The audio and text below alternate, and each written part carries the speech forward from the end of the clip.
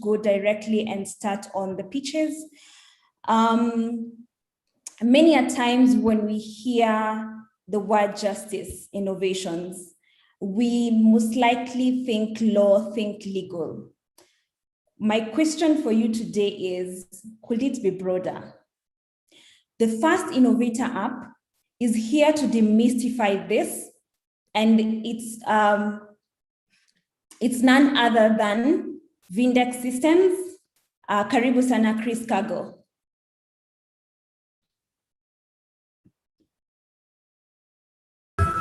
Thanks, Marita. Just want to make sure that you all can see my screen. I have shared it. Yes, we can see the screen. Great. So I'm going to start. My name is Chris Kago. Sorry, let me put my video on so that you can also see me. Yes. So my name is Chris Kago from Vindex Systems, a company that specializes in providing security solutions for the mobility industry in Kenya. In Kenya, there are 1.5 million motorcycle operators, commonly known as boda riders. The National Crime Research Council estimates that 86% of them have experienced theft of either a motorcycle or a motorcycle part. So we at Vindex Systems ensure that riders can secure their motorcycles and be able to protect their livelihoods by integrating a customized tracking device into the motorcycle circuit and linking it to their phones to enable them to locate the motorcycle in real time and to immobilize it and to recover it in case of theft. And the customized GPS tracking device uses a SIM card that sends data to a central server where our software resides. And from there, our customers are able to see their assets, either using a mobile app. And for those who are still using feature phones, they can do so by SMS. And we charge 7,000 for installation of this device. That's the cost of device plus markup, and an annual platform fee of 2,000 shillings. And we are exploring collaborating with the vendors and giving the solution to them at 4,000 Kenya shillings.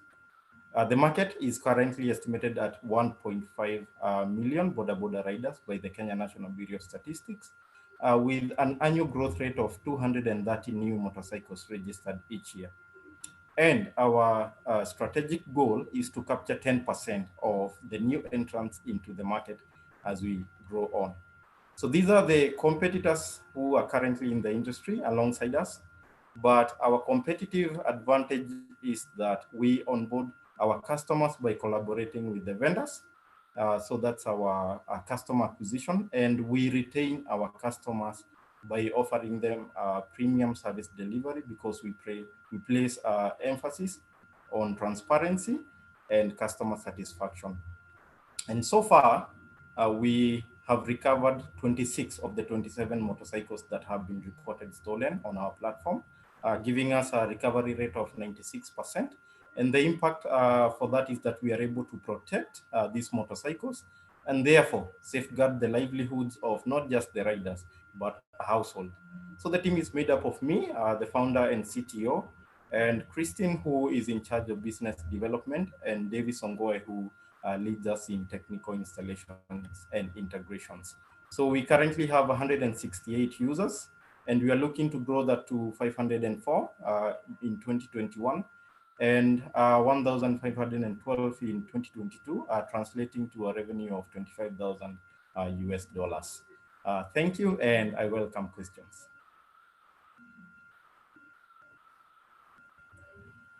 Great, thank you for that, Mr. Kago. The Q&A session is now open. If you have any questions, please go ahead and ask.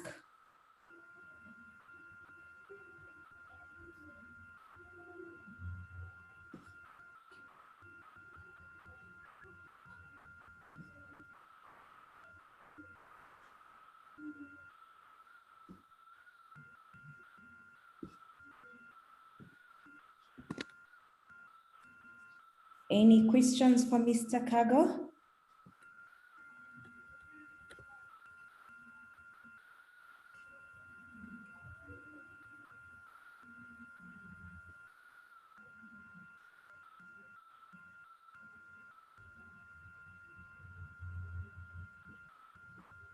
Mr. Kago, it appears you've done an amazing job at presentation. We have no questions for you. Well, thank you. Marisa, there's a question that's Okay. coming from June. She has requested if Chris can go back to slide 11 on revenue predictions. Okay. I think, June, do you want to ask the questions? We can provide you with speaking. What's exactly the question that we can?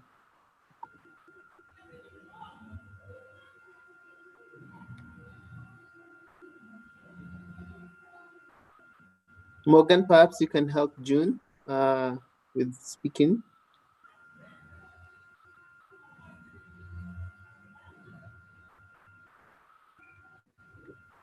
Thanks, Morgan and Eric. Kagun, thanks for your presentation. I was just wondering if you could just, in half a minute, just walk us through your projections and milestones, because I feel like you just glossed through it really fast, and I know you have a limited time, but what are your projections and milestones based on?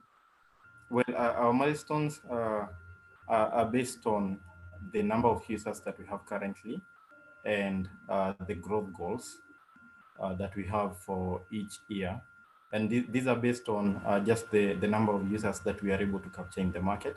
And so for the revenue projections, these are based on the number of users multiplied by the revenues that we are able to get from each device. So it's based on the price that I had here on the revenue model. So revenue projections are based on that price and the number of users, while the number of users is based on our growth goals and what we hope to attain. Okay, thanks. You're welcome, June. All right, great. Thank you, Mr. Kago. Thanks. The next innovator app. I ask a question. Have you tried buying land lately? The next innovator is solving a common problem that many encounter on land transactions. Up next is Mobineo. Dave Okech, karibu sana. Thank you very much. My name is Dave Okech.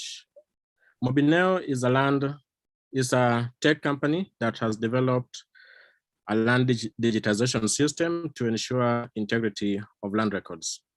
We do this by use of a mobile application for land surveyors that communicates with the platform for government land registry using secure technology like blockchain. 90% of land in sub-Saharan Africa is undocumented. In Kenya, the land sector faces a couple of challenges. Some of them include lack of a GIS-based land information system, tedious land titling process that lock out many low-income households, manipulation or destruction of land records, and constant land disputes. Our solution is to offer and provide an electronic land documentation system that uses smartphone and GPS unit, which is cheaper, faster, and more accurate. We also provide web interface for government land registry, optional community mapping application, and a blockchain-backed land records. Currently, we have a mobile application that is a surveyor which has an integrated land administrator interface. Our next step will be to develop land title deed scanning, a satellite property detection unit, and an e-commerce platform that can allow landowners to buy and sell land.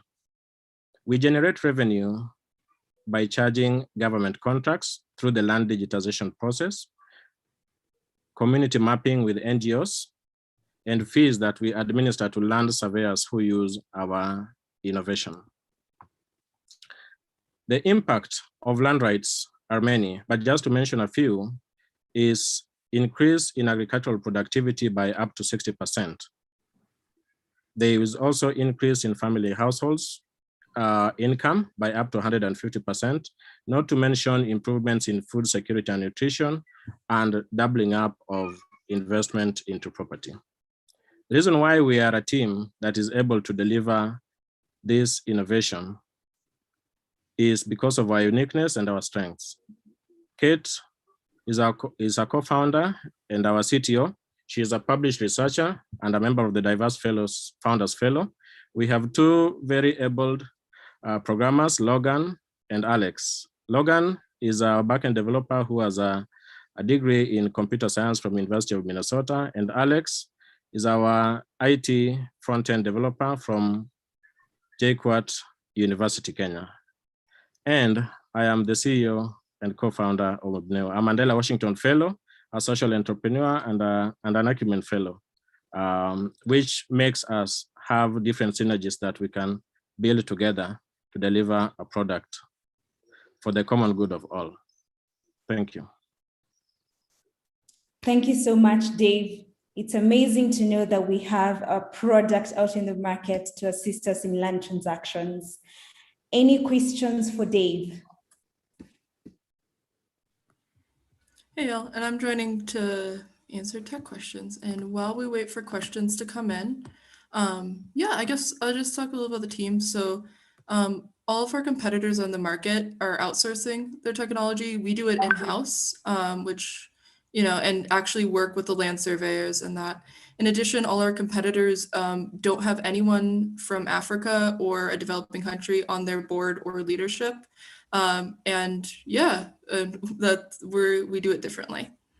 Not to mention our product has a number of advantages itself, like it works offline, where other ones don't, which is always struck me as strange for land, because you might need to be off the internet for a while and then sync, you know, with the system. And we use a much more secure backend that is blockchain based. Right, thank you for that, Kate. I can see there is a question from Janet, and the question is, what stage is this product considering the work the Ministry of Lands has already done lately in computerizing the land registry? Yeah, Dave, do you mind if I take this one? Yeah, go ahead. Yeah, so the land administration has done very different work. So one thing that they've done is, if you could go to slide 5, Dave. So they have done scanning in of the title deeds, but they haven't done the natural language processing. In other words, it's basically a picture, and they really haven't done as far as we know publicly, which is always an if, they haven't done any turning that into actual text that you can search, which makes it a lot harder to deal with. In addition, ours is different because we directly work with the land surveyors, and we do GPS based, so they walk around the land, which you can kind of see on the illustration on slide 4, Dave. So they can walk around the land, do it all offline. Theirs isn't made for it. It's mostly an online form. And so ours doesn't replace their own system. It can work very well with it, but we definitely enhance what they are doing and make it more secure in the process and efficient and all the other good stuff. Dave, is there anything you wanted to add to that? Nope. Okay, sweet. Do we have more questions? I am not seeing any in the chat or the Q&A. Otherwise, yeah, can we explain more on the revenue business model? Dave, I will let you take that one. I think we could both. Yeah, so we have 3 different revenue models. One of them being the government contract. So strategically, like Kate has said, we enhance and make the current ardhisasa.co.ke platform more efficient, more secure, and more traceable. And our idea will be to work in collaboration with the government, and through that we will win a contract to be able to further advance the government agenda of digitizing land records, because our system is able to do that more efficiently.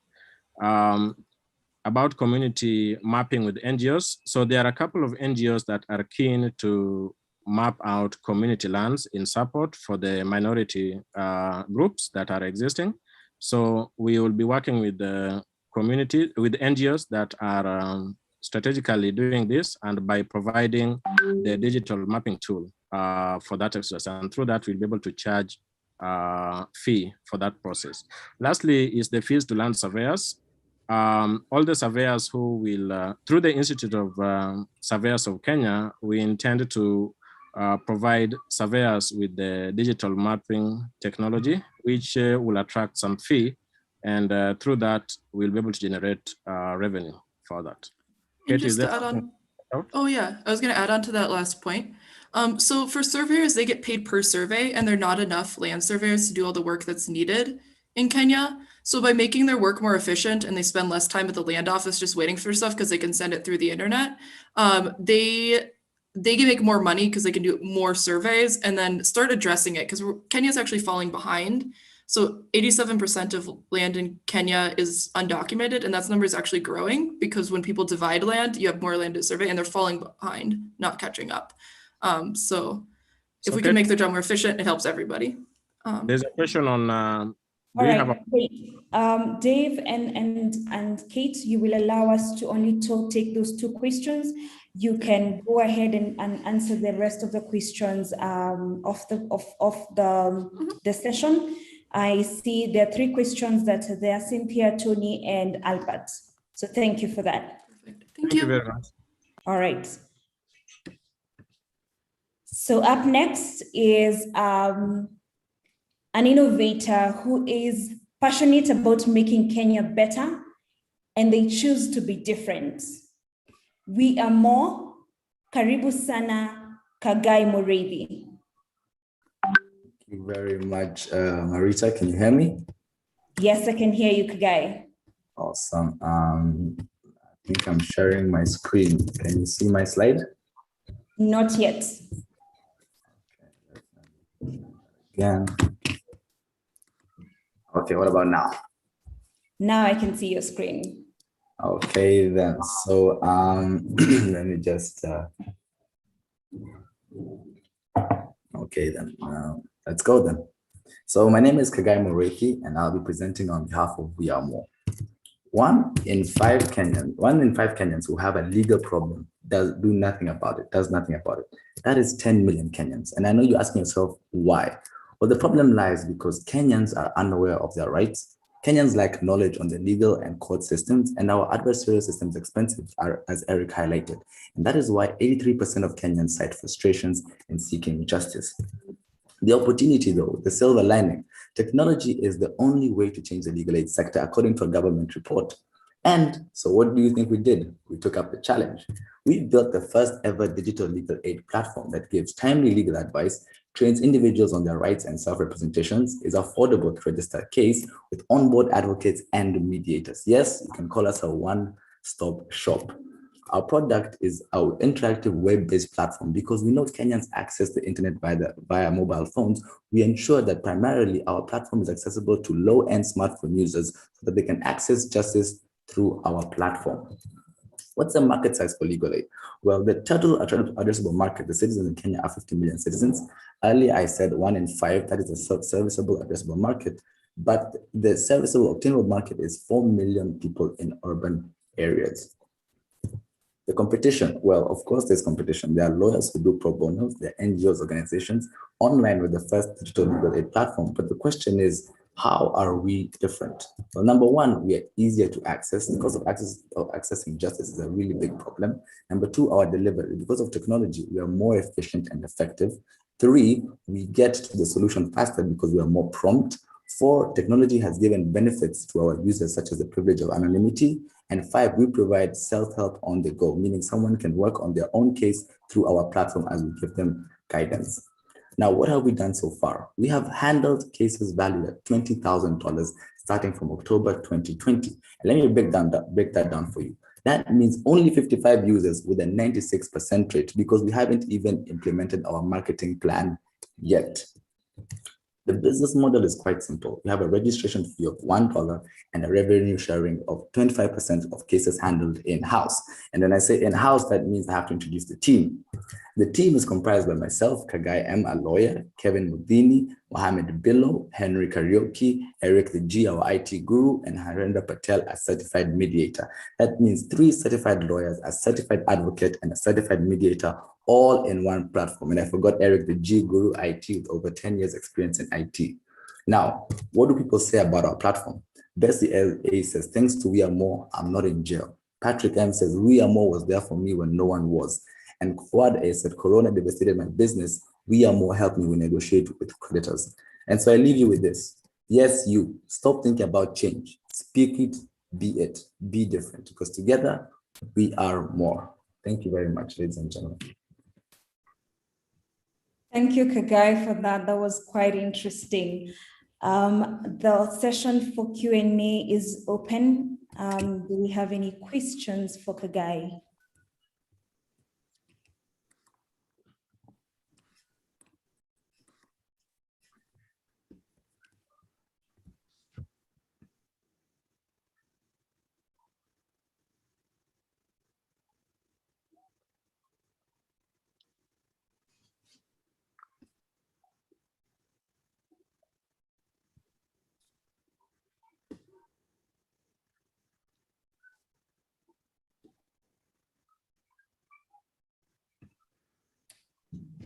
Kagai, I can see a question from Janet, and the question is, the team does not observe the 1/3 gender rule.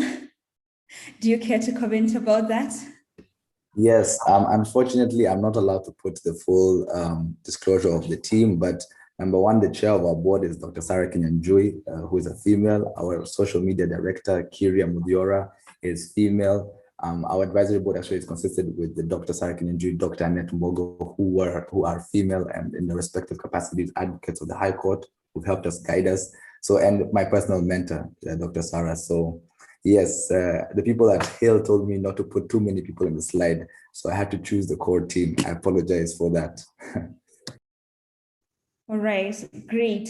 And the next question that is been posted is, have you run into challenges from the LSK regarding Advocates Act?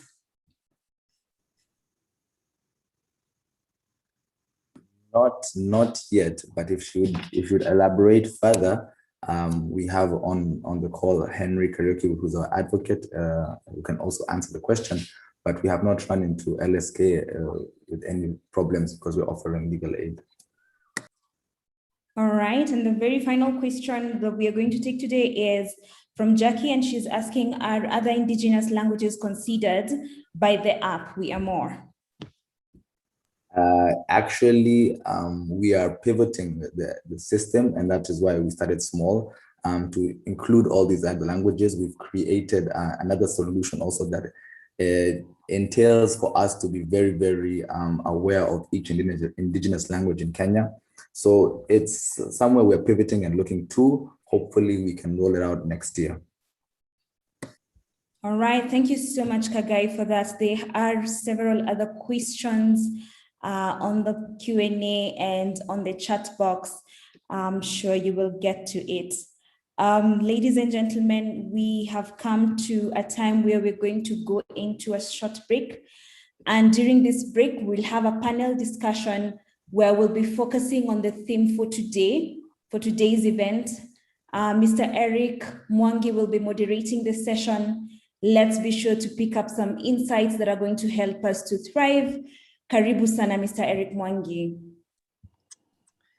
So thank you so much, Marita, and also thank you. I would like to extend gratitude and thanks to the entrepreneurs who have basically presented about some of the solutions they're doing.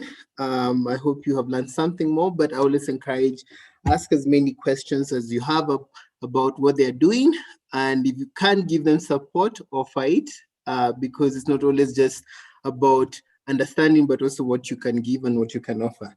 So for this segment of the conversation, we are going to be talking about what are the key ingredients that facilitate, enable, and make justice innovation thrive. And with me, I would like to be inviting 3 amazing people who have a lot of experience working with entrepreneurs across the board. And so for the first one is Samira Saidi. She's the investment advisor for Fount. And she'll tell us more about what Fount does and what it is. Esther Mwikali, the engagement advisor from ASEC. That's the, I'll let her tell us what ASEC is. And unfortunately, I don't think one of our third panelists, Roger Skidia from the Tax Justice Network Africa, has joined yet, but we're trying as much as possible to get them, to get him on board. But just to kick off, I guess I will just contextualize the conversation. So the biggest challenge when you look at looking at social entrepreneurship innovation across multiple sectors has really come down to mainly three things. Money. Is there enough pool of money going into the sector? Is there enough financial muscle to enable entrepreneurs at all stages, whether you're looking at the idea stage, the middle stage of incubation, or later stages, to actually finance their products, solutions, and even their businesses in terms of scaling and serving more customers. So financing has, we have talked about it, and we'll dig further in, and Samira will assist us do that. But then there's also the issue of the skills gap. Do entrepreneurs and their teams have the right skills and the right knowledge to make them globally competitive? Do they know how to do it? What skills are needed? And how can entrepreneur support organization fill that gap? Esther will take us through that conversation. And Rogers was to take us through tax. I think in Kenya, we just from enacting the Financial Act of 2021, which has gone off obviously with some increments in tax, whether you're looking at internet excise duty at 20%, which I'm still reeling from, or you're looking at other taxes or levies that are imposed both at the national, county, or national or county level. And how does tax basically impact us? So, but to begin, I would like each of the panelists to just tell us, what do they do and what does the organization do, to give us a bit of context. So I'll start off with the ladies. Who wants to jump on the mic first? I'll let you, both of you, either of you, to decide. You could start, Esther, since your name appears first alphabetically. Oh, that's smart. Hi, Samira, and hi, everyone else. I'm really excited to be here today. So my name is Esther Mwikali. I am wearing two hats today. So first, I'll start off with the name that was actually in the organization that I'm presenting today. I'm representing ASEC. ASEC is an association that brings together and represents the interests of organizations supporting the development and growth of startups and SMEs. What Eric is actually calling ESOs, Entrepreneur Support Organizations. And of course, as ASEC, I sit on the board as the engagement advisor. But also, I should also mention my other hat. I work for Growth Africa as a project catalyst and a project manager, where I run the Ninja program. So this is the first JICA innovation program in Kenya. So Growth Africa focuses on growing successful enterprises in Africa through business acceleration, strategic advice, and access to investments. Really excited to be here. Over to you, Samira. Right, thank you. Thank you, Eric. Thank you, Esther. As Eric has said, I'm Samira Saidi. I represent Fount, which is a Dutch-based strategic advisory fund and impact investment manager. So we have two arms, as I mentioned, the strategic advisory bit and the impact fund management. So in the strategic management, we assist companies and corporates to design and set up their businesses, mainly based on impact. So we look at impact, and that's our key focus. We are sector agnostic, so we spread throughout agriculture, clean energy, housing, fashion, good fashion, sustainable fashion. Yeah, all through. And we also manage a couple of funds under our belt, which is the Agri3 Fund, which is an agricultural fund that provides guarantees to farmers seeking loans in South America and in Asia. We also have the Good Fashion Fund, as I mentioned, which offers debt funding in the textile hubs of the world, which is Bangladesh, India, and Vietnam. So we make sure that these companies adopt sustainable technology that is impactful in the whole process. And we have PIX Capital as well, which is a clean energy fund. And it sponsors and provides working capital financing to clean energy companies that provide household appliances. So think of your cook stoves and your solar lamps, etc. So really excited to be here. So we recently got the mandate to set up a fund for HEAL, which will be our investment angle, the investment fund for HEAL, that will be looking to either provide VC capital, depending on the needs of the company, for the companies that graduate from the accelerator program. So really excited to be here and looking to share insights as well. Oh, thank you so much. Thank you, Esther. Thank you, Samira. Our third panelist, Rogers, is on call. So Rogers, you can go ahead and introduce yourself and what the Tax Justice Network does.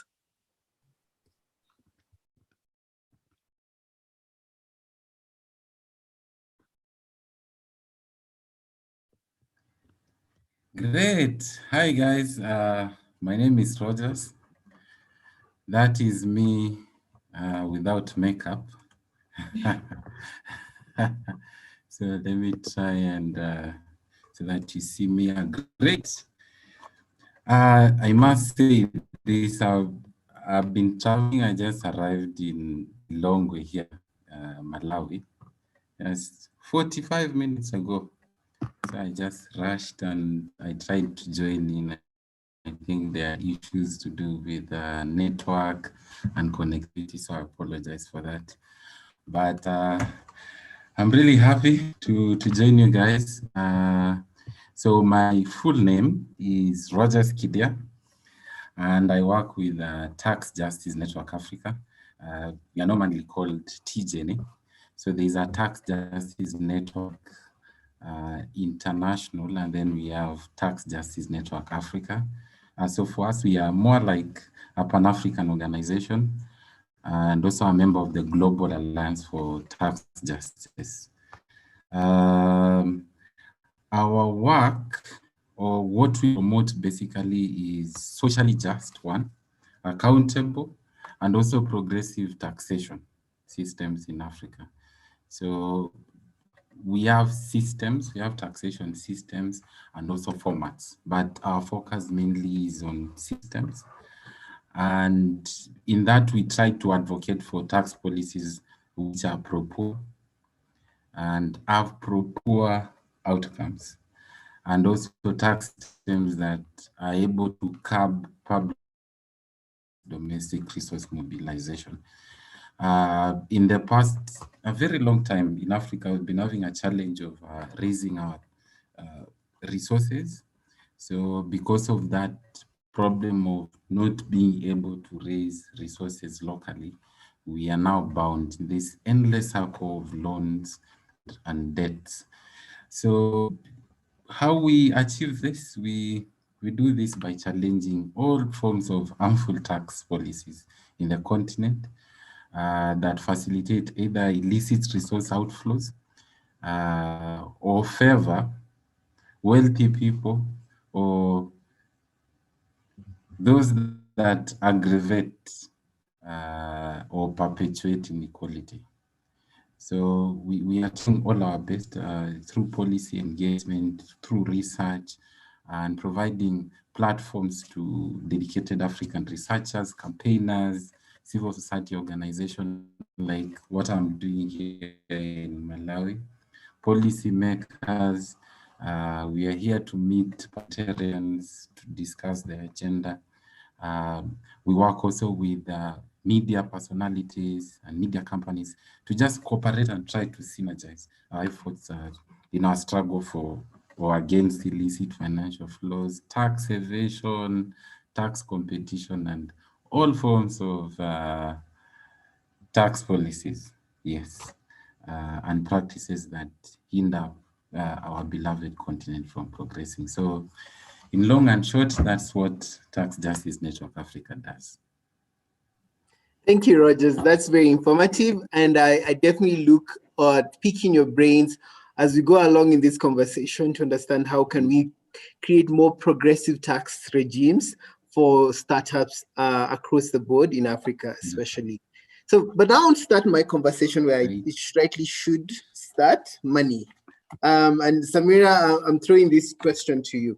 So Disrupt Africa reported last year, this is in 2020, that 397 startups in Africa received close to $705 million US in terms of funding.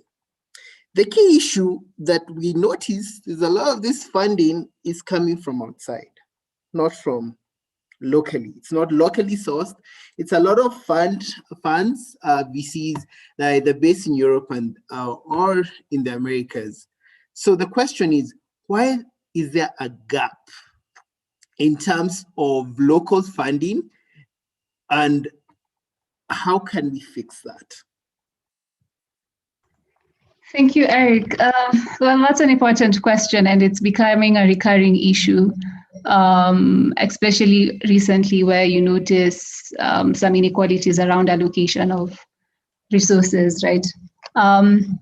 So yes, it is a problem that there aren't enough African-grown or African-cultivated funds. By that, I mean owned by African investors. So how can we? The reason for that has been quite simple. For many reasons, it could be that we haven't seen this as an investment option as African investors. Like, we always think of our typical plain vanilla investments. We think of putting our money in bonds, in shares, but we never really, as investors, think we could actually grow with a company and maybe buy equity into a startup and grow with it. So it has been a lot of information asymmetry around this. But we see now that as through forums like this, where people and investors and the public is getting to know that this is actually an investment option, it's something that we can do. We're continuously seeing this grow. I know for sure, like in Nigeria, there's a startup, and I'm sure you've heard about it, Flutterwave, where the investors got funding from an American VC. And they realized, yes, we are indigenous Nigerians, we've gotten this funding, but it's not the same. The situation is not the same for other nationals. And I mean, locals who are inherently from Africa. So they don't have this pool and this access for many reasons. Either they can't access the networks, or there's an unconscious bias because the VC funds are traditionally owned by European DFIs and North American DFIs. So you see them anchoring and looking when they want to make an investment, they would unconsciously make an investment to someone they can relate to. So they've taken this opportunity and set up their own African fund with African investors, and the conversation that people are having, and they're noticing the trend, and they're saying we need to disrupt this. The whole setup of VC in Africa, basically because of information asymmetry. We haven't seen this as an investment asset as African investors, but continuously we are getting there. Okay, thank you. At least gives me hope that we can see some trajectory towards more indigenous funds being formed by Africans, for Africans, by Africans, to solve this funding gap and this capital growth. So, but then there's now the second issue, the skills issue, which now I'll direct this to Esther. I think there has been a proliferation of of entrepreneur support organizations, whether you're looking at hubs, co-working spaces, accelerators, incubators across the continent. I think Britta Bridges said there are around 618 active tech hubs. In Kenya, we have more than 50 hubs across the country. But the key challenge we see, are these entrepreneur support organizations effective? And when I mean effective, what one would believe is that given you have this so many hubs, then we should be having so much startups that have come through. There's so much growth in terms of the number of small to medium businesses that are creating innovative solutions. Where is the gap? We have a growth in hubs, but not a consumerate growth in terms of the kind of startups which should be seen, not only just coming up, but also scaling and getting enough investments and funding. What's the gap, Esther? Thanks, Eric. And that's a very tough question. And I think the first thing I should just mention is not all of these hubs are hubs. So a brick and mortar space is not a hub. A typical space is just a co-working space, and that's not a hub. Hubs are places where they have set out to do business support. And when I say business support, there are different elements to it. These are spaces who've actually said that they're going to create a community, a membership database, and support entrepreneurs in different levels. However they do it, they are structured onto that. But they're focused on rather 3 elements. So the business support is broken down into training, access to investments, and network. So when we talk about training, when some of these businesses, the assumption is not that we're supposed to help them build on their idea. I think that's the one thing that startups really struggle with when it comes to an incubator. They assume that an incubator, accelerator, or a hub is going to be the solution to my problems. They're supposed to guide you because you're the brain behind that startup. You're the only person who can figure out why your startup is working or not. What hubs can actually do is actually enter through your business and try and help you figure out and put some of the pieces together. And this could be through training, financial modeling, investment readiness, go-to-market, value architecture, you name it. We can try and give you that curriculum, but if you're not going to put it into action, that's the biggest problem. And then, of course, by the time we get you ready, connect you to people like Fontaine, like Samira, to ensure that you can be able to be ready for some of these investors. But at the same time, if you're not ready, investors not look at you. And that's what ends up wasting a lot of time for investors because they're always looking for a new portfolio.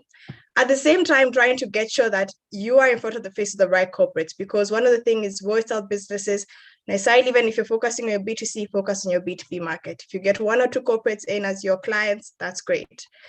However, I think one of the things is that some startups go through so many hubs and accelerators, they get confused. And I'm not saying that they shouldn't go through many, but I feel like some startups, you just need to focus on maybe 1 or 2, or mostly 1. Learn from what that hub has told you or the accelerator incubator. Learn from it and then move on. Actually go to the market, sell your product. You can't be jumping from one incubator to another. So I can't necessarily say that the problem are the hubs. I don't think so. I think the problem is where startups just need to double down and actually do what they need to do. If you've developed your startup if it's a fintech startup, do what you've come to do. Go to the market, sell your product, come back, talk to your customers, use the hub as a way to communicate to your customers, use the hub to find a way to talk to corporates and clients, use the hub to find, different elements which you're trying to find. Is it new talent? Is it new co-founders? Is it strategic partnerships? But necessarily they're not the ones that are supposed to help you in untangling your business ideas, but not mostly in terms of supporting you in different elements that could foster your business forward. I think I can speak more about that.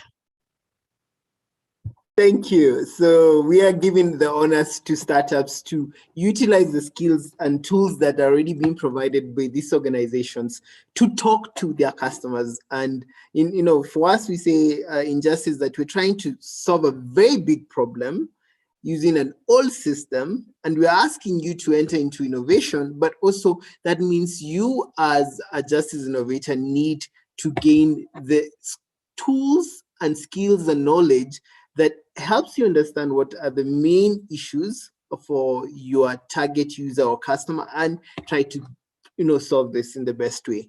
So now I'm gonna now rope it back to Rogers in terms of tax. Now, we have had, this year we began with the digital service tax of 1.5% that targets organizations that, this is in Kenya, that targets organizations that are operating online.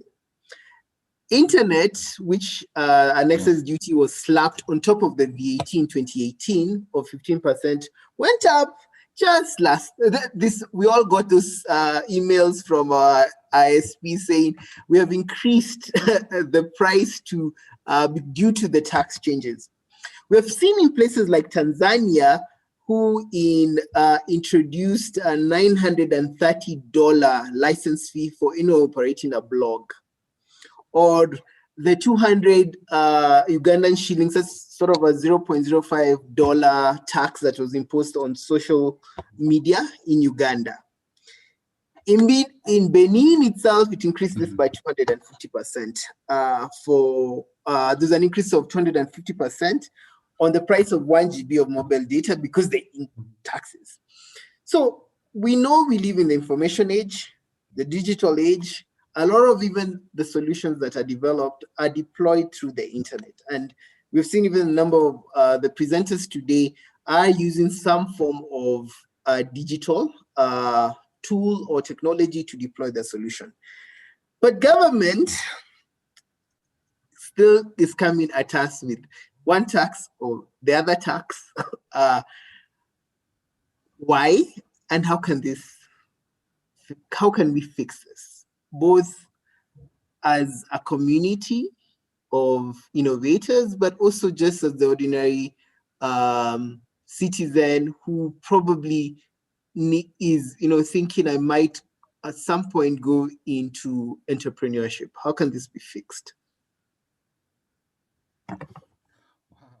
Wow. You're asking me an age-old problem to come up with a solution for an age-old problem, which, let me see, I don't think I'm a savior here, but I will try to answer that question you've given me using an age-old dilemma that we've been discussing just as we are coming.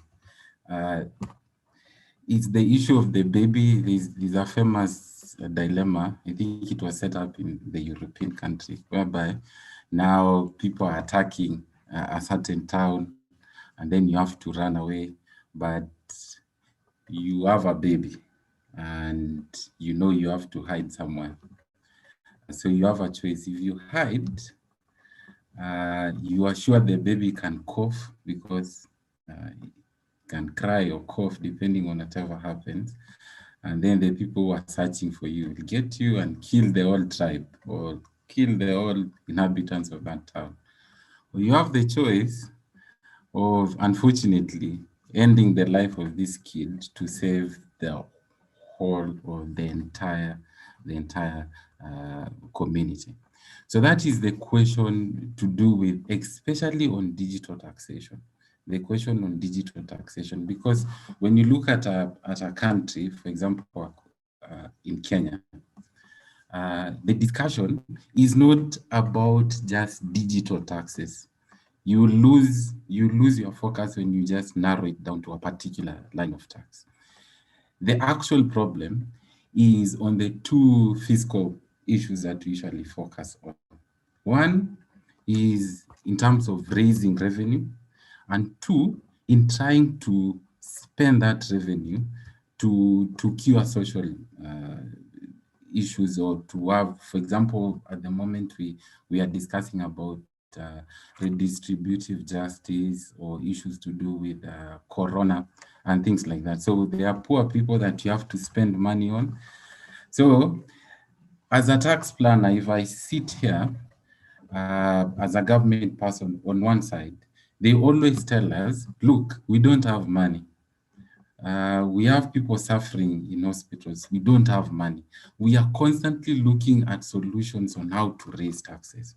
So now when you look at digital firms across the world, they are controlled by these big companies, the Googles and all that. I think you saw, for instance, just last week, Google was fined $600 million by the French authorities because it infringed on some of its copyrights. And they've been trying for a long time to find a way to tax these digital firms, but nobody has managed to do that. So in countries like in East Africa, there's a form, we've been part of a certain conference worldwide whereby people are discussing how do we tax the digital sector. So whatever we have in Kenya or in East Africa are just trials on how best you can tax them. They are not successful as we speak, but they are not sustainable because there are always ways of avoiding such taxes.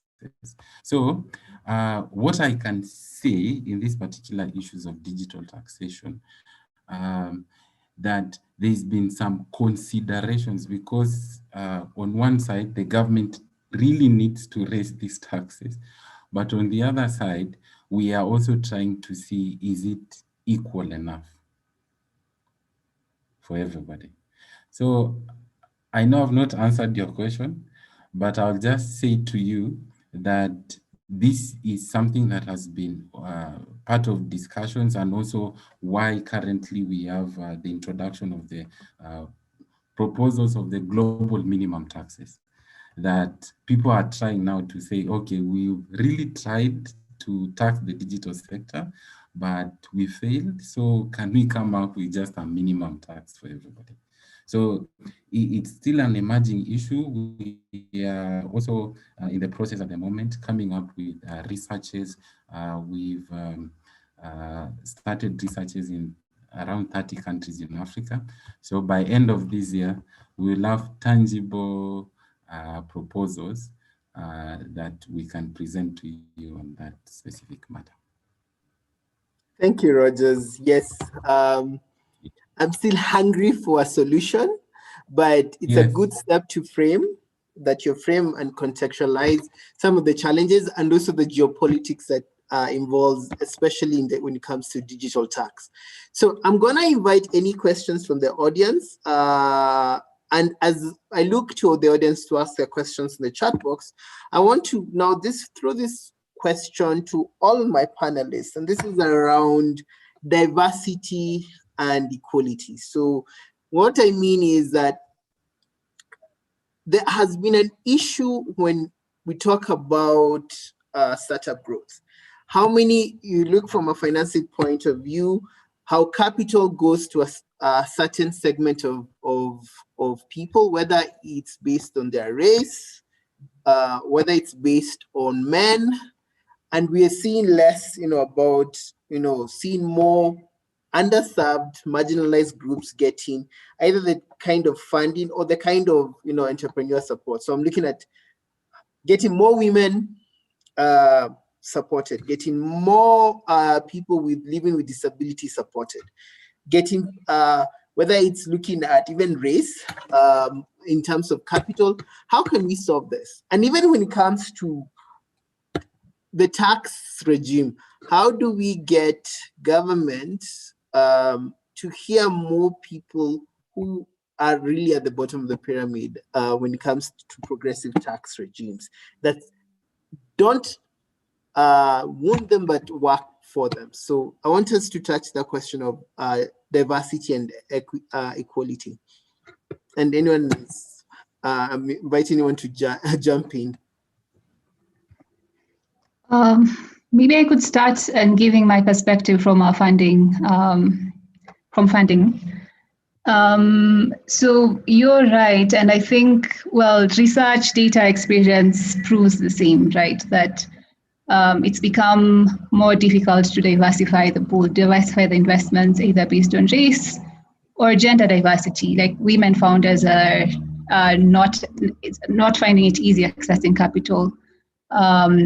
People with disability, etc. So maybe it's only right to take a step back and try and see why this is the case, and probably what we can do to address this.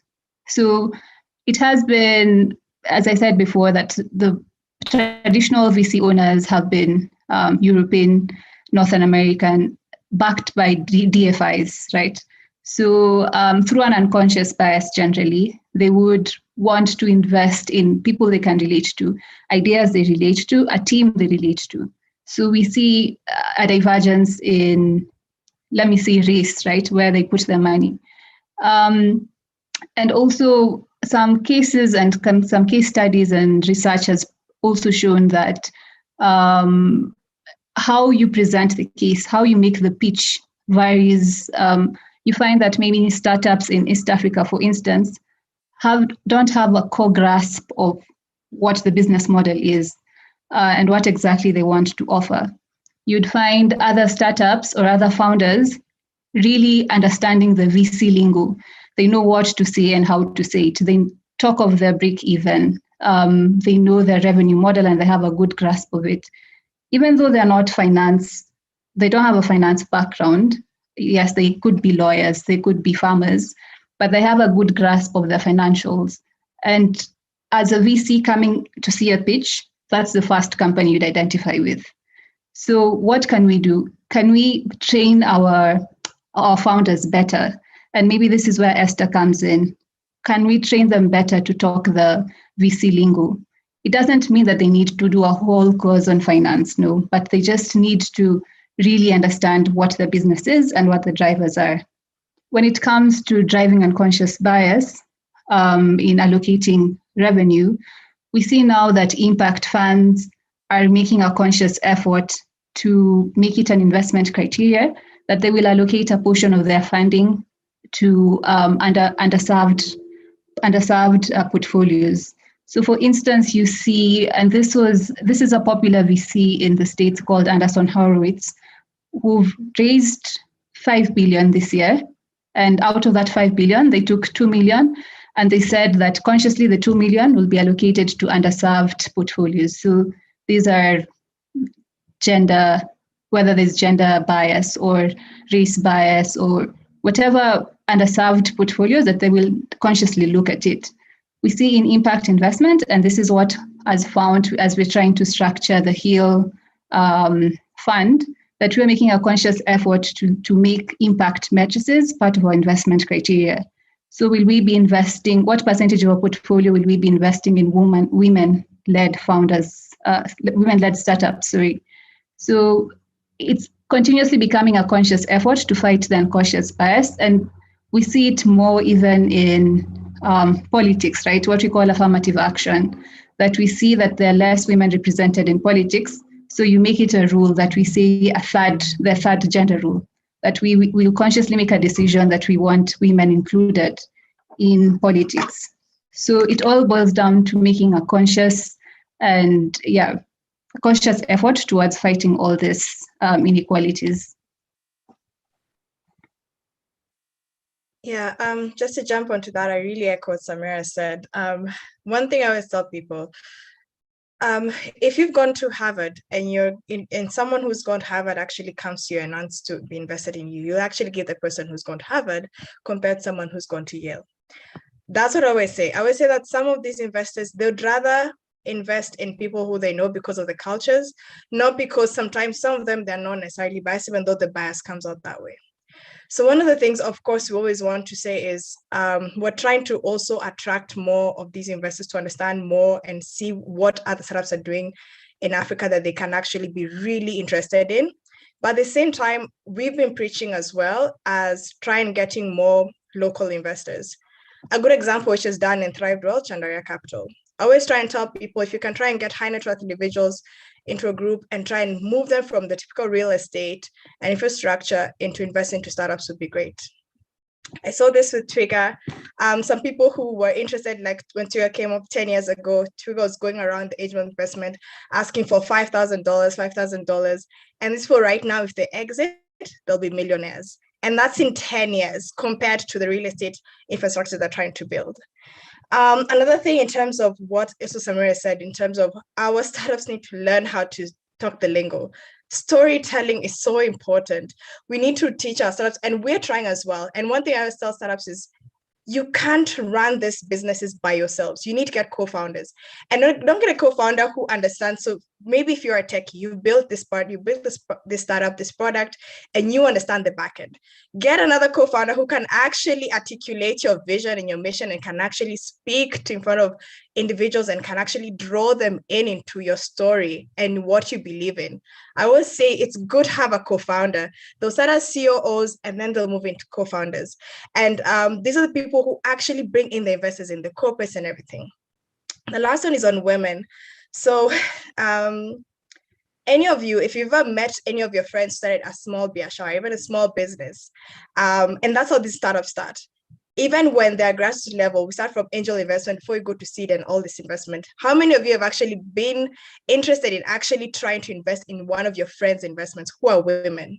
If we can start from our own, if we can start from investing in our sisters' kind of businesses, in our mothers' businesses, in our cousins, in our friends who are girls, their businesses, then there's no way this would trickle all the way up, because it starts from a community sense of view. We also need to see women as builders, women as CEOs, women as founders. Yeah, thank you.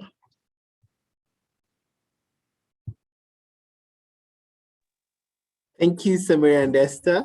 Rogers, your perspective. It takes me back to my high school. I like using expressions. When I was in high school, in a certain school I won't mention, we had clusters. So people were extremely bright, and then people were a bit challenged. So what used to happen is that for us, the people who are, I've pointed myself, but people who are bright, the school used to invest a lot in us, and then the rest, they used to be encouraged to do sports.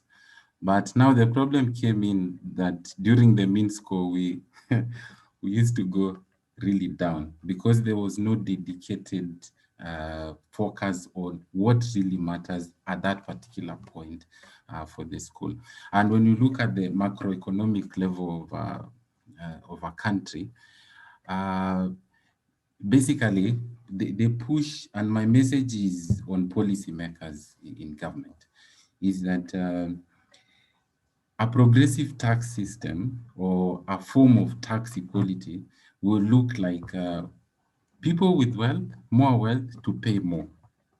And people or groups of people that are either struggling or have a historical issue to do with marginalization, whatever sense, be it young people, be it women, be it even older people who are uneducated, the focus should be that on such people, we should have a system that has graduated form of tax rates. So also in form of exemptions to do with startups. For example, if I'm a startup today and I want to sell something in the streets of Rwanda, it will be so unjust for me to pay the same corporate taxation as, let's say, a mining company that has been there for like 100 years. So the discussion around exemptions, discussions about graduated tax rates should be part of conversations when we discuss issues to do with coming up with innovations or startups in that case. Yeah. Okay, so thank you so much for this conversation. I think I would like to hand it back to Marita, but before that, I want to really thank the perspective that all the three panelists, whether looking at it from an investment angle or looking at it from ESO, ESO, Entrepreneur Support Organization, and skills and development, or even looking at what we mostly complain about, tax, how they can sort of be key ingredients that we can bring together to sort of uplift the startup ecosystem and really enable, especially in an area like justice, go to the next mile. And they're not always problems, there are always also some positive strides. I mean, this one comes from Nigeria. So in 2019, in the finance bill, they were exempted startups whose revenue was below $68,000 from corporate income tax, and also provided 3-year tax holidays. So they're always, they say the long curve of arm of justice always bent. No, I've even forgotten. So never mind what I am trying to quote Martin Luther King for saying. But I wanted to just say, like, it's a process. It is not easy. It builds upon each step, and it needs collaboration, bringing different people with different perspectives from different sectors to work together. And for us at HEAL, we believe that, and bringing all the different players and seeing how we can actually drive this towards better success. So now, thank you, panelists, and back to you, Marita. All right, thank you, Eric, and the panelists. That session was quite engaging. I could see a conversation going on the chat box where people are actually very much resonating with what you're saying. So thank you for that. And now we have the final 2 pitches. I hope we are as excited as I am for the next 2. So the next Innovator app helps us access legal advice and resources differently. KYR Africa, Waihiga Moturi, karibu sana.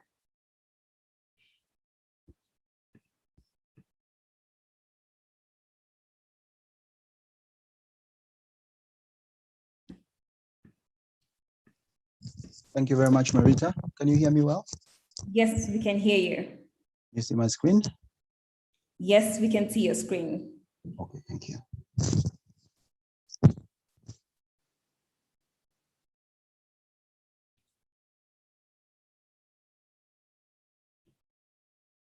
In 2002, when my father passed away, there was family drama because relatives came in and tried to get our property. In 2007, I went through the post-election violence with a few of the youth, and in both occasions, we were unable to actually access justice solutions. This is why we brought about Know Your Rights Africa, which is here to sort a problem in lack of access to user-friendly, affordable legal information and advice on individual freedoms and constitutional rights. To this end, we've created a platform where we give you access to user-friendly, affordable legal education and advice via mobile, social media, and website. This is because also the numbers don't lie. We have Mombi, who makes up 34 million of Kenyans who can't access help because of legal technicalities relied on in court. Fiona, who makes up 24 million Kenyans who are on the spot unable to pay $150 to access legal counsel and/or advice. And we also have Stan, who makes up 37 million, largely skewed legal system, which is biased against the poor. Fiona's case, for example, Fiona was able to access us via YouTube, where she continued listening to our information on podcast. She later called us, she later texted us, and we were able to help her both on call and text because she followed up on that. And with that, we were able to give her advice to an advocate who took her through the court process, and she was able to win an award where we made also 30% of the claim from that. Furthermore, our impact has been 27,383 Kenyans, 55% of users paying below the dollar. We have 53 ADRs so far, 155 case files, 22 lawyers got jobs from our platform, and 8,000 viewers / listeners in every platform that we have. We want to scale to 1 million viewers per 30 countries in Africa and 350,000 active users per 30 countries in Africa. Our team, 8-man team, is composed of Karanja S. Meru, co-founder and legal lead, advocate of High Court and managing partner with combined 13 years of experience within the legal space in sub-Saharan Africa. Myself, a serial social entrepreneur with over 10 years experience in media technology and management, with other awards in entrepreneurship and innovation. Zawadi Wanjiko, our communication specialist, who is passionate about human rights and youth advocacy for actions for over 7 years. Nicholas Nyakundi, who's our CTO, software developer and graphic designer with over 6 years experience. So far, we've hit the mark with being user-friendly, affordable, accessible, and educational. This year, we just managed to cross our 27,383 users. And furthermore, we were able to gain $28,401 in terms of revenue. Last but not least, Know Your Rights Africa is leveraging on communication technology to educate you on your basic legal and constitutional rights. This knowledge will enable you to defend and exercise your rights anywhere, anytime at an affordable cost. Ladies and gentlemen, we are Know Your Rights Africa. All the help you need, anywhere, anytime, any lawyer. Thank you. Thank you, Mr. Wahiga. That was quite awesome. Do we have any questions for Mr. Wahiga? The Q&A session is now open.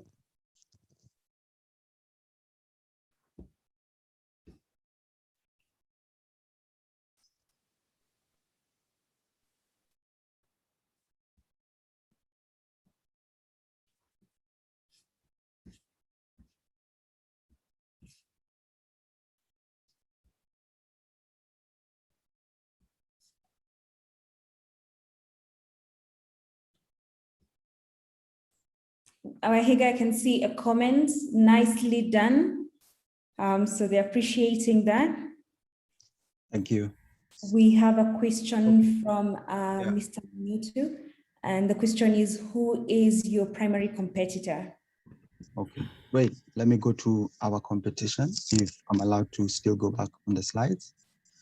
Our primary competitor is legal aid NGOs, actually, because they already have the space to give advocates and process servers and arbitrators directory. But furthermore, they also have the information, which is cramped up on social media and all the likes.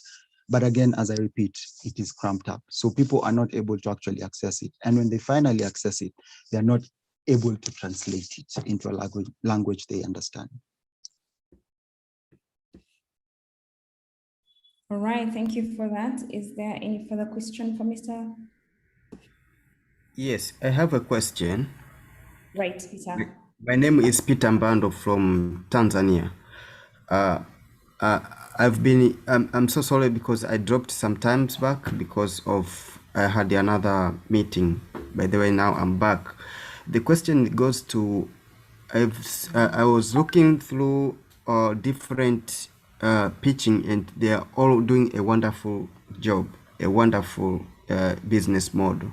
But then the question was this: at the end of the pitching, I've never seen how sustainability they've not, or maybe they've presented how sustainable it is, because some of the startups they start, but there is no other sustainability. For instance, when it comes to funding, when donors stops, how your project, how your startup will go on without depending on donors, and how sustainable is it going to be competitive on the market? That's the question to all presenters. Thank you so much. And in addition to that, for instance, the World Business Angels group is also funding if there is sustainability in it. And I have the good thing, I have the link with the president of the World Business Angels. If your business is going to show the sustainability, they are also able to push forward. But for this, using the HEAL is also, I think, HEAL looking for sustainability as well. So I think, tell us how sustainable is going to benefit the people. Thank you. Marita? All right, thank you. Mr. Wahiga, you can probably, you want to answer that question? Yes, I don't mind, because he directed it to all of us, but I could also start. Okay. Okay, great. Let me see. Actually, I even have something for that, which would help. For us, we have various sustainability components. Seeing that our model is a freemium model, first and foremost, with it being free, we have the chatbot and legal Q&As, which have been free. But furthermore, to our paid services, we have the mediation, franchising, documentation for people who actually come to us, licensing content media, and the consultation. And this for us has been a big deal, because on consultation, we have what we call premium calls and texts and mobile alerts, which anytime you pick up your call, as much as you're being charged lower than the dollar, every time you call us, you're actually charged, and we get a split revenue with the service providers for that. And that's one way of our sustainability. Number two, we also have partnerships with various organizations who have been very key to working with us. Not only have they paid us for services rendered, but they've also introduced us to their network that has allowed us actually to do more with their network. And number three, and maybe the good part about how far we've come, is that we were actually able to arrive to our break-even point in the beginning of this year in January. And it was all self-funded. We didn't fund from any NGO, we didn't fund from any donor, we didn't get anything. We actually funded this ourselves, my co-founder and I. So far, with those 3 points, just to start, we have managed sustainability, and we'll still continue on the same business model so that we ensure sustainability for our product, because that matters to us very much so. And also, last but not least, being a part of B Corp community, which is the BILAP East Africa, sustainability is not a choice. As a social enterprise, it's the first mandate of the organization that has to meet. And towards that, we actually measured through a B impact assessment to ensure that we are sustainable as an organization before anything else. I hope I've answered your question, Peter. I hope. Awesome. Thank you. You have answered my question. Thank you very much. And good, you have done a good work to start with yourselves, funding yourselves. Thank you, sir. Yeah. Awesome. Thank you, Ehiga, for that. Well answered. Marita, I'll jump in. Yeah. Regards to HEAL and who we look for, and also in terms of a bit of perspective of the fund. So HEAL, when it looks for its innovators, looks for it on four criteria. One, is it solving a justice problem or preventing it? That's the impact. Is it having a strong founding team, or a team that has complementary skills, knowledge, experiences, they know each other, they like each other, who can take the solutions to the next level? Then the last two, is it sustainable and is it scalable? Can this solution be taken and serve more people? And we hope it can not only just serve a few that's already serving, but can go to serve millions. Because I said the problem is big enough. And then lastly, is it sustainable? So sustainability has always, this is a shift that needs to happen. So for us, we have always said, if your customer can't pay and is able to pay, we look for solutions that are already finding ways to either directly from their target group or target customer, or finding alternative people to pay for it. We are shift from a non-governmental model, but doesn't mean non-governmental are not important. NGOs serve other areas that social enterprises are not fully able or capable of doing. There are issues about, when you look at things as gender-based violence, as child trafficking, things that naturally you can't tell somebody as a victim, hey, I'll give you the information you need to resolve your things and pay for it. No. But for this ones, we look at how do we help them create a diverse funding pool in which they can now not be donor reliant, but can definitely still continue to make their difference, because they're also key and core to the process of solving or preventing that justice problem. But for the accelerator, we are looking at more scalable and more of those ones who have sustainable models built in it. And that means their customer or user is actually paying for it. Hope that's clear. All right, thank you, Eric, for that. Well, the beauty of having such a forum is the networks that you also get to connect with. Mr. Peter has actually extended a hand. If you want to connect with him, you can be sure to chat him up for that. Now, on to our last but not the least, we have an innovator who has envisioned a safer world. Well, help me welcome Upesi. Vincent Awino, karibu sana. Thank you. You can see my screen? Yes, we can see your screen. All right, let me just make sure everything is okay. All right, thank you.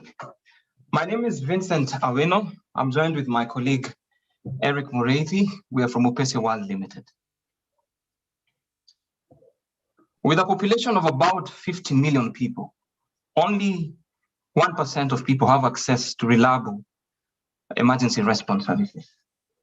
In 2018 alone, about 88,000 crime incidents were reported. 24% of these cases, people sustained injury due to poor emergency response services. So where is the problem? It's the lack of an integrated service and poor coordination among service providers. It's a government that is underserving a lot of areas. Alarm systems are also expensive to install and maintain. And when installed, they're only at fixed locations. We want to change this. Rather, we are changing this.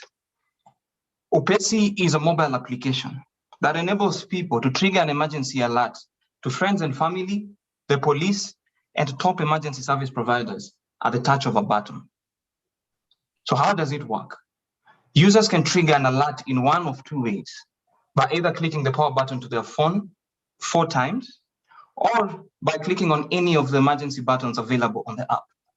The alert is sent to friends and family and to emergency service providers. We have partnered with the leading service providers in the industry.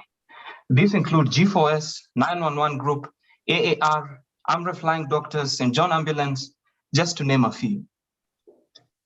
We have a freemium business model where for free users, they can only send an alert to friends and family. For the basic premium, at a monthly or annual fee, we attach a user to at least one service provider. For the nuclear premium, at a monthly or annual fee, we attach a user to multiple service providers so that the most optimally placed provider responds to an incident. We have a revenue share model with the service providers on premiums paid by our customers on the platform. Upesi retains 25% of these premiums. 3.8 billion is the total market valuation for personal emergency response systems as of 2020. And this is projected to grow to 5 billion by the year 2025. With a serviceable obtainable market of about 2 million users in Kenya and 25 million in Africa, we believe we can capture at least 10% of this market within the next 5 years. Compared to competition, Upesi is the only platform that aggregates all emergency services and the best providers on one platform. We currently have about 6,000 registered users, of which 714 are premium customers.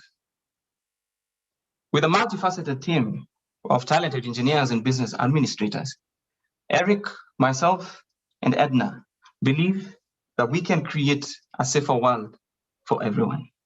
Thank you. Thank you, Vincent. That was awesome. So we have come to the Q&A session. Anyone who has questions for Vincent?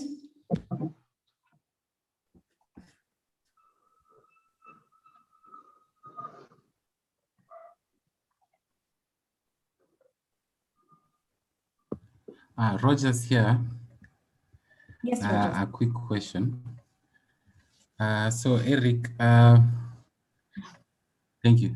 For Upesi, because emergency issues are just like that, they are a form of emergency. So how do you maybe, if I have the app, how do I access it? Maybe I'm on an unconscious state, and maybe I have a pattern in my phone. How do you go about such ways, or how? Hello? Well, I think I lost you somewhere there, but I think I get the gist of the question. So the question is, how do you go about triggering an alert on UPESI. So we've tried to make it as simple as possible compared to what exists right now. So right now, if you're in an emergency, chances are you'll pick up your phone, you'll try to look for the emergency contacts that are there on your phone, trying to remember your emergency contacts or dial a number that is your emergency line and you call, relatives or friends or an emergency provider like the police. So what we've done, we've wrapped up all that into one, and we're telling people that if you don't have time to open your phone and do all that, all you need to do is to click the power button to your phone at least 4 times. So it doesn't matter whether your phone is on idle mode or whether the app is open on your phone or not. But the moment you go for the 4 taps on your phone, it triggers an alert.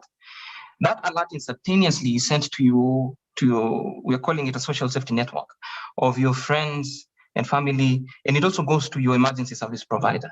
So we attach you to, our partner networks like G4S and AR, who are able to attend to your emergency. So that's one of the ways, by clicking the power button at least 4 times. The other way is if you have time, then you open the app and immediately you launch the app, the emergency buttons on the app. The third way we're introducing is we want to enable voice recognition, so that even if you have your phone, say on your bag or in your pocket, then when you speak out a code word and the app picks up that, then it triggers an emergency alert, and all these things happen instantaneously. I hope that answered your question. Right, Vincent. The other question on the platform is, does UPESI have a... That's brilliant. That's brilliant.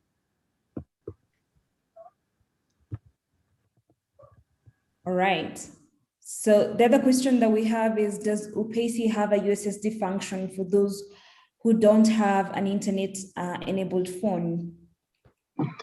So at the moment, more than 80% of Kenyans have smartphones on the latest statistics.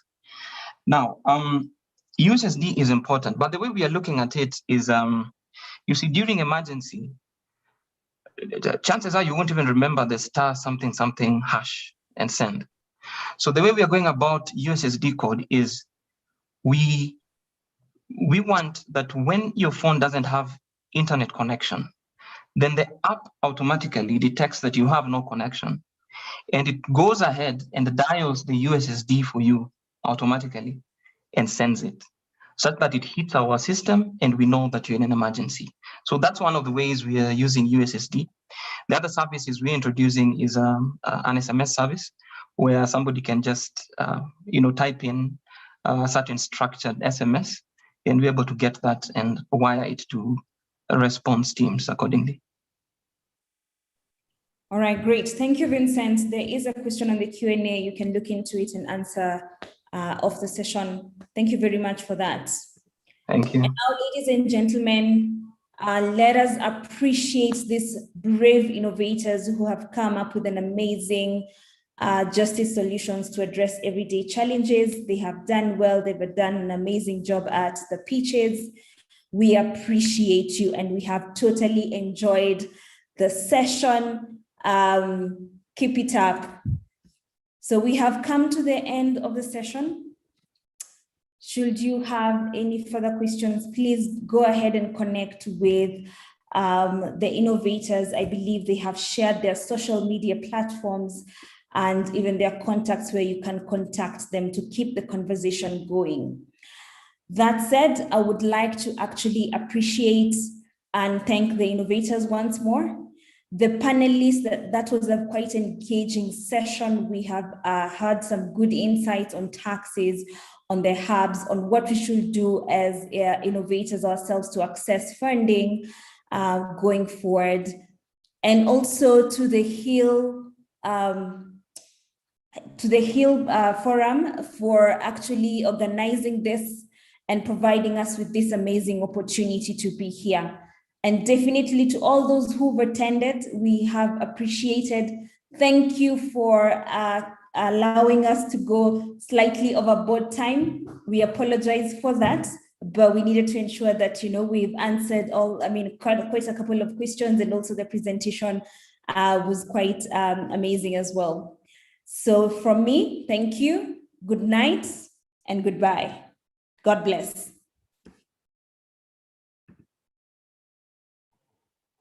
Bye. Thank you, Marita. Thank you, everyone. Thank you, Eric. Bye. Thank you, everyone. Thank you. Asanteni sana. Asante. Hey. Thanks and goodbye.